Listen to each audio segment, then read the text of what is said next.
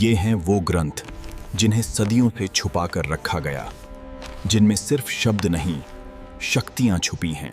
कहा जाता है ये ग्रंथ कभी खुले में नहीं रखे गए, इन्हें छुपाया गया उनसे भी जो इन्हें खोज रहे थे।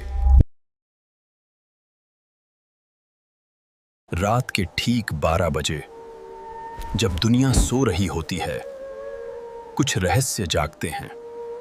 ये सिर्फ किताब नहीं है, ये एक रास्ता है, लेकिन हर रास्ता मंजिल तक नहीं ले जाता। हर कोई इस ज्ञान को छू नहीं सकता, क्योंकि इसकी कीमत सिर्फ समझ नहीं, हिम्मत भी है। रात के ठीक 12 बजे एक सुनसान जगह जहां हवा भी धीरे धीरे चलती है। कहा जाता है ऐसे ही समय और स्थान पर कुछ लोग उन ग्रंथों को पढ़ते हैं जिन्हें सदियों से दुनिया से छुपा कर रखा गया है। ये हैं गुप्त तांत्रिक ग्रंथ, ऐसे ग्रंथ जिनके बारे में दावा किया जाता है कि इनमें सिर्फ शब्द नहीं बल्कि शक्तियां छिपी होती हैं। ऐसे मंत्र जिनका सही उच्चारण इंसान की किस्मत बदल सकता है और गलत उच्चारण उसे बर्बाद भी कर सकता है। लेकिन सवाल ये है, क्या ये सच है या फिर ये सिर्फ डर और अंधविश्वास से पैदा हुई कहानियां हैं? इतिहास के पन्नों में कुछ ऐसे तांत्रिक ग्रंथों का जिक्र मिलता है जिन्हें आम लोगों से हमेशा दूर रखा गया। ये ग्रंथ मंदिरों में नहीं मिलते, लाइब्रेरी में नहीं मिलते और न ही इंटरनेट पर खुलेआम मौजूद होते हैं। कहा जाता है ये ज्ञान सिर्फ चुने हुए लोगों तक ही पहुंचता है, गुरु से शिष्य तक, एक गुप्त परंपरा के जरिए। इन ग्रंथों में सिर्फ पूजा पाठ नहीं बल्कि ऐसी साधनाओं का वर्णन मिलता है जो इंसान की सोच से परे है। ऊर्जा को नियंत्रित करना, मन पर अधिकार पाना और उन शक्तियों को समझना जिन्हें हम आज भी पूरी तरह नहीं जान पाए हैं। लेकिन हर शक्ति के साथ एक खतरा भी जुड़ा होता है और शायद यही वजह है कि इन ग्रंथों को हमेशा छुपा कर रखा गया। इस डॉक्यूमेंट्री में हम उसी रहस्य की परतें खोलेंगे। क्या ये ग्रंथ सच में मौजूद है? अगर हैं तो कहाँ हैं? और सबसे बड़ा सवाल, क्या इनमें सच में कोई ऐसी शक्ति छिपी है जिसे दुनिया से जानबूझकर छुपाया गया है? सच क्या है और कहानी क्या? ये जानने के लिए आपको इस रहस्य के और भी करीब जाना होगा। हजारों साल पहले, जब ना कोई कैमरा था ना कोई रिकॉर्डिंग, तब भारत की धरती पर कुछ ऐसा हो रहा था जिसे आज भी पूरी तरह समझा नहीं जा सका है। ये वो समय था जब ज्ञान सिर्फ किताबों में नहीं बल्कि अनुभवों में जिया जाता था। जंगलों की गहराई में, पहाड़ों की ऊंचाइयों पर और कभी कभी श्मशान की खामोशी में कुछ साधक ऐसी साधनाएं कर रहे थे जो आम इंसान की सोच से बिल्कुल अलग थीं। यही से शुरू हुई तंत्र विद्या। तंत्र यानी वो ज्ञान जो सिर्फ पूजा या प्रार्थना तक सीमित नहीं था। यह एक ऐसी प्रणाली थी जिसमें शरीर, मन और ब्रह्मांड की ऊर्जा को एक साथ जोड़ने की कोशिश की जाती थी। जहां वैदिक परंपरा में देवताओं की उपासना प्रमुख थी, वहीं तंत्र विद्या में शक्ति को सबसे ऊपर माना गया। एक ऐसी ऊर्जा जो हर चीज में मौजूद है लेकिन दिखाई नहीं देती। इसीलिए तांत्रिक साधनाओं में देवी उपासना का विशेष महत्व रहा। माँ काली, तारा और त्रिपुर सुंदरी जैसी शक्तियों को केवल पूजा नहीं बल्कि अनुभव करने की कोशिश की जाती थी। लेकिन यह रास्ता आसान नहीं था। तंत्र विद्या 2 रास्तों में बंटी हुई थी, एक जो आत्मा की उन्नति और ज्ञान की ओर ले जाती थी और दूसरी जो शक्ति और सिद्धियों की ओर। यही वो मोड़ था जहां से तंत्र विद्या के चारों ओर रहस्य और डर दोनों बढ़ने लगे। कुछ साधक इस ज्ञान को समझने और आत्मसात करने में लगे रहे, तो कुछ ने इसे शक्ति पाने का साधन बना लिया और शायद इसी वजह से इस ज्ञान को धीरे धीरे छुपाया जाने लगा। जो कुछ भी सीखा गया, जो अनुभव किया गया, उसे लिखकर सुरक्षित किया गया गुप्त ग्रंथों के रूप में। ऐसे ग्रंथ जो आने वाली पीढ़ियों के लिए थे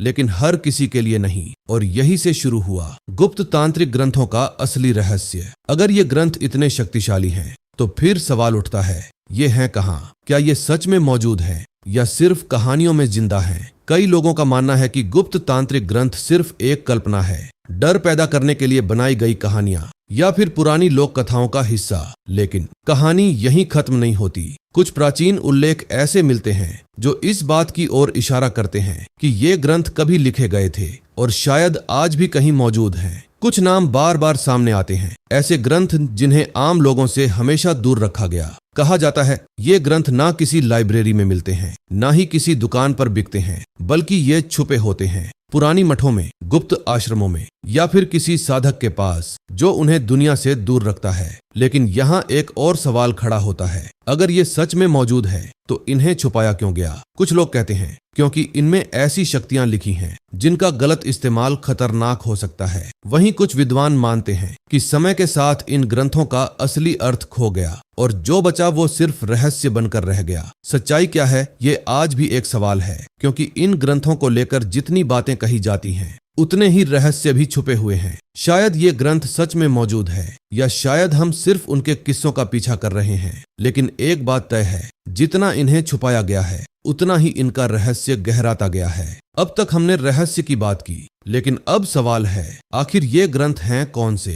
क्या इनके नाम भी मौजूद हैं या ये सिर्फ अज्ञात ही हैं? सच्चाई ये है कि कुछ तांत्रिक ग्रंथों के नाम इतिहास में दर्ज हैं, लेकिन उनका पूरा ज्ञान आज भी सबके लिए उपलब्ध नहीं है। इनमें से एक नाम बार बार सामने आता है, रुद्र यामल तंत्र। कहा जाता है कि इसमें भगवान शिव और शक्ति के बीच हुए संवाद के माध्यम से गूढ़ तांत्रिक साधनाओं का वर्णन किया गया है। ऐसी साधनाएं जिन्हें समझना हर किसी के बस की बात नहीं। इसी तरह एक और महत्वपूर्ण ग्रंथ है कुलार्णव तंत्र। इसे तंत्र विद्या का एक गहरा और दार्शनिक ग्रंथ माना जाता है, जिसमें साधक के मार्ग, नियम और आंतरिक परिवर्तन की प्रक्रिया को समझाया गया है। लेकिन इसकी भाषा इतनी गूढ़ है कि बिना गुरु के इसे समझना लगभग असंभव माना जाता है। फिर आता है महानिर्वाण तंत्र। यह ग्रंथ तंत्र के साथ साथ जीवन, समाज और आध्यात्मिक संतुलन की बात करता है। कुछ लोग इसे तंत्र का व्यावहारिक रूप भी मानते हैं, जहां ज्ञान सिर्फ रहस्य नहीं बल्कि जीवन से जुड़ता है। लेकिन यहाँ सबसे महत्वपूर्ण बात यह है, इन ग्रंथों के नाम जान लेना आसान है, पर इनका असली अर्थ समझना बेहद कठिन, क्योंकि इन ग्रंथों में जो लिखा है वो सीधे सीधे नहीं लिखा गया। हर श्लोक, हर शब्द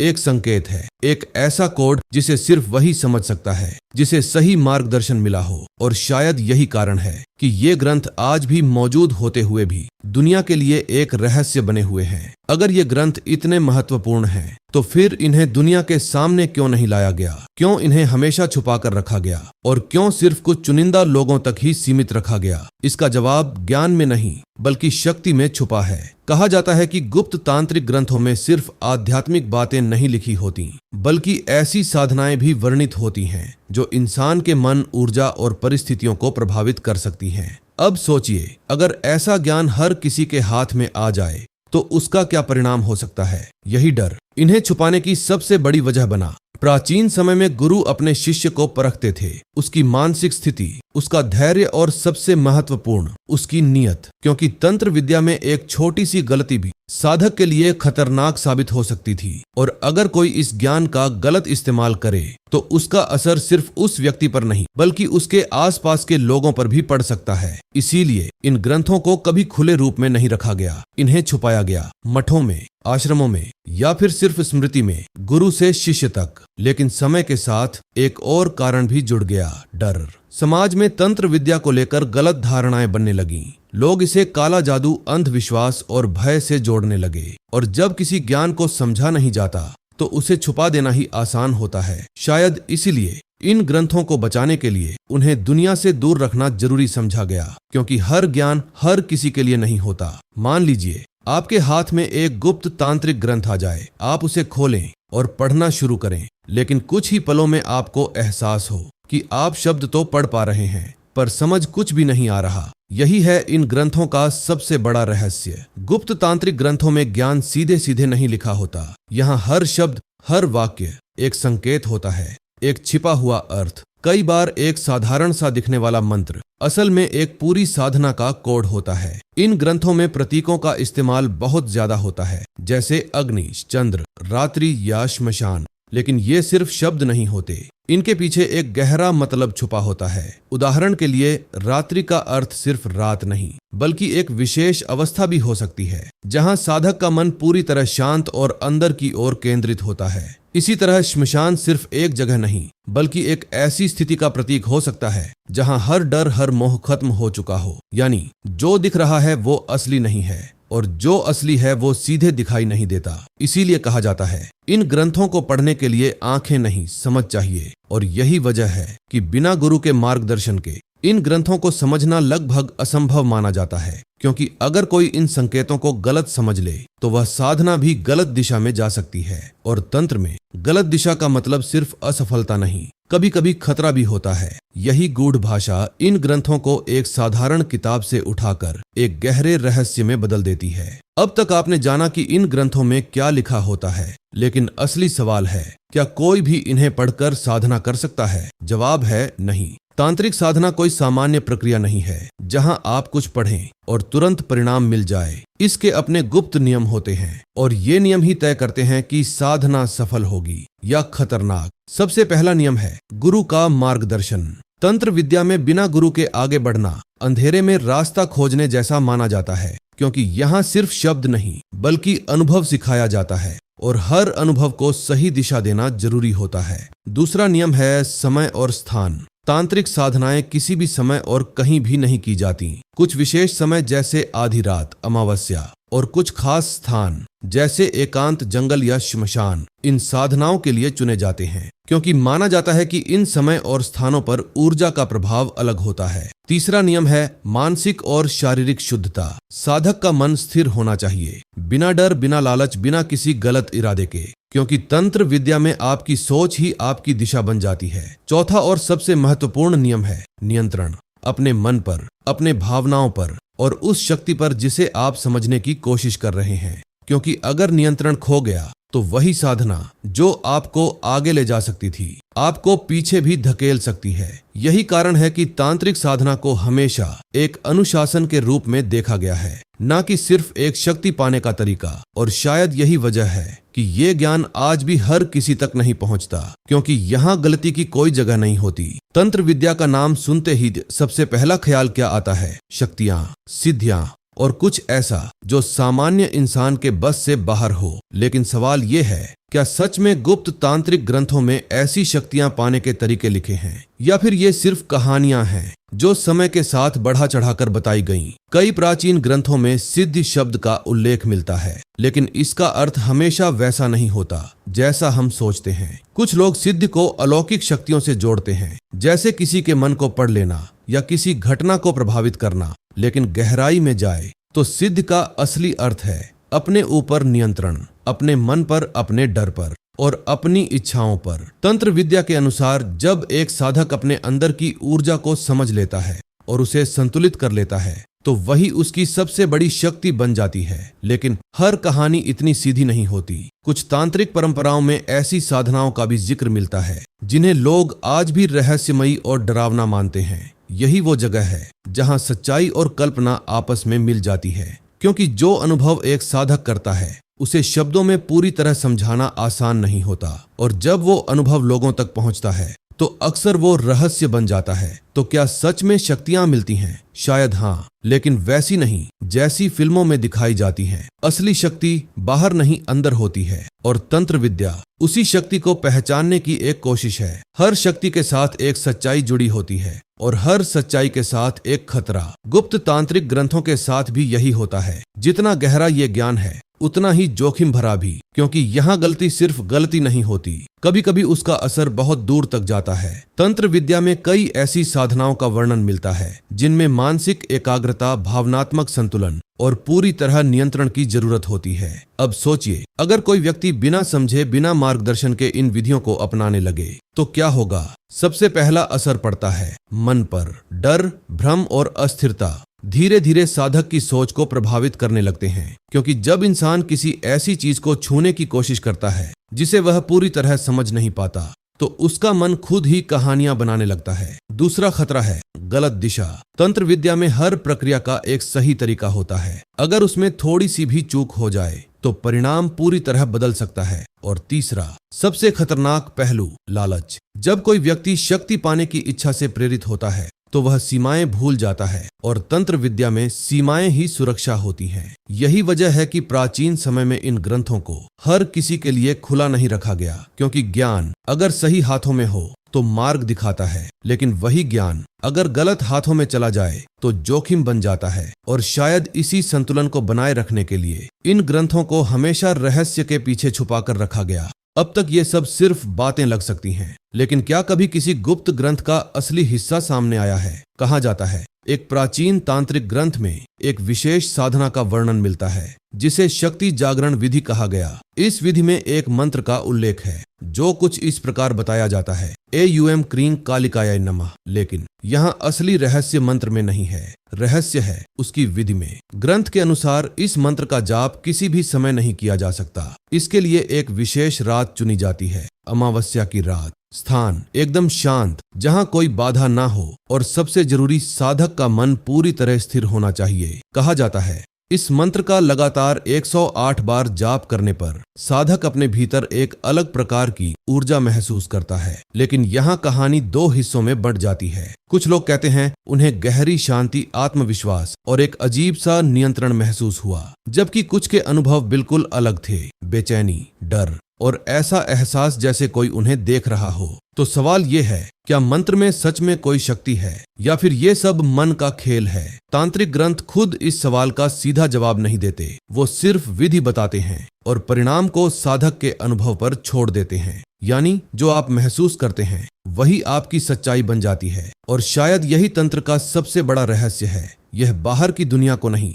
आपके अंदर की दुनिया को बदलने की कोशिश करता है। लेकिन अगर अंदर ही अंधेरा हो तो बाहर भी वही दिखाई देता है। अब तक आपने सुना ग्रंथ, मंत्र, साधना, लेकिन जो अब सामने आने वाला है वो इस पूरे रहस्य को एक नई दिशा देता है। क्या होगा अगर गुप्त तांत्रिक ग्रंथ सिर्फ किताबें ही ना हों? कई पुराने साधकों का मानना था कि असली ज्ञान कभी पूरी तरह लिखा ही नहीं जाता, बल्कि उसे छुपाया जाता है संकेतों में, प्रतीकों में, और कभी कभी ऐसी जगहों पर जहां आम इंसान सोच भी नहीं सकता।